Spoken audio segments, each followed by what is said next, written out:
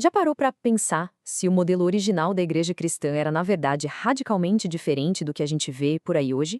É sobre isso que a gente vai conversar. Vamos mergulhar numa visão que nos leva lá para os dias apostólicos, sabe? Aquela era de simplicidade, de comunidade forte, de uma fé intensa.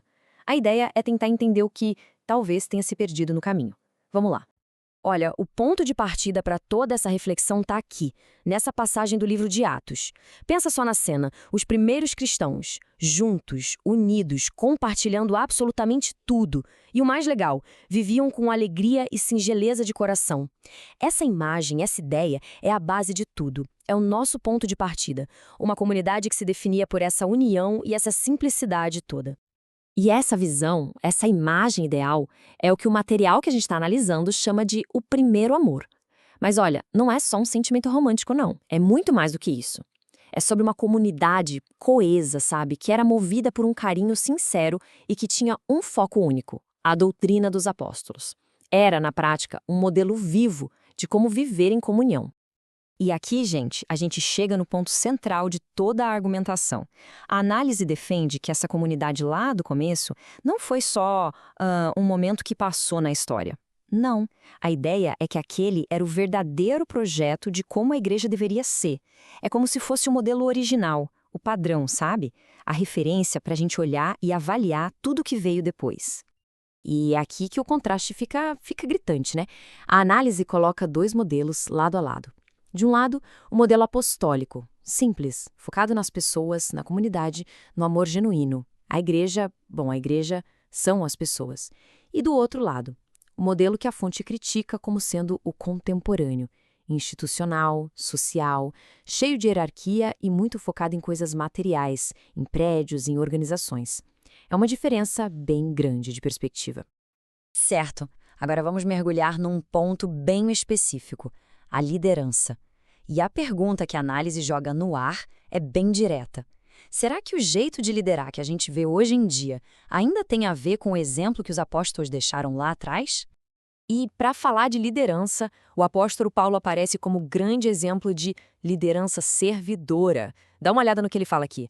Não busco o que é vosso, mas sim a vós. Ou seja, o interesse dele não era no dinheiro, nos bens da comunidade, eram as pessoas.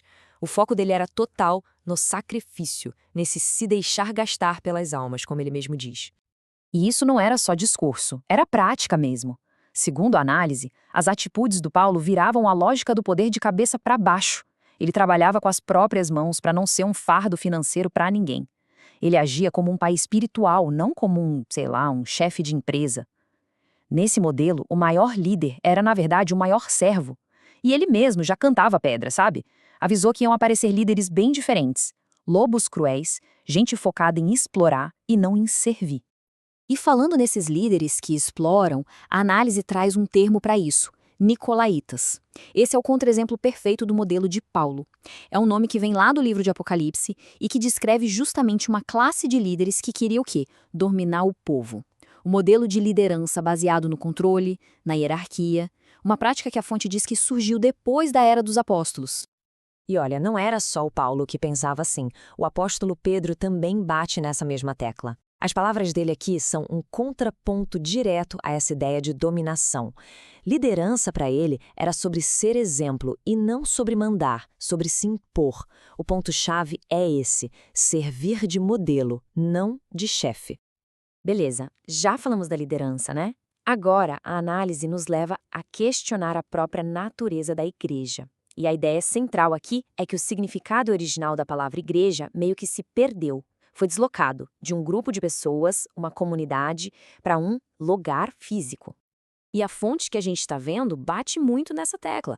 Lá no Novo Testamento, quando se falava em igreja, a referência era sempre para as pessoas, para a comunidade de fiéis. Nunca, em nenhum momento, para uma construção, para um prédio de tijolos.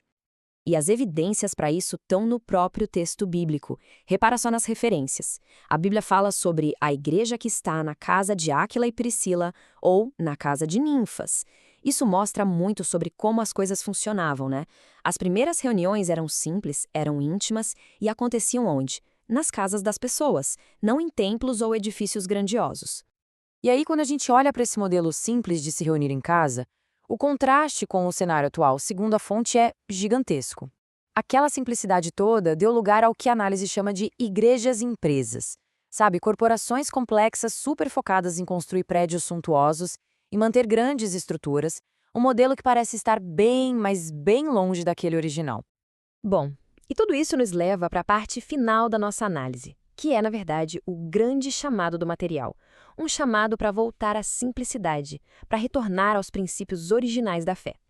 E no centro de tudo isso está essa passagem aqui, de Apocalipse. É uma passagem bem forte. O chamado aqui não é só para ter saudade do passado, é uma nostalgia. É um chamado para uma ação bem concreta. Primeiro, lembrar de onde se caiu. Segundo, se arrepender.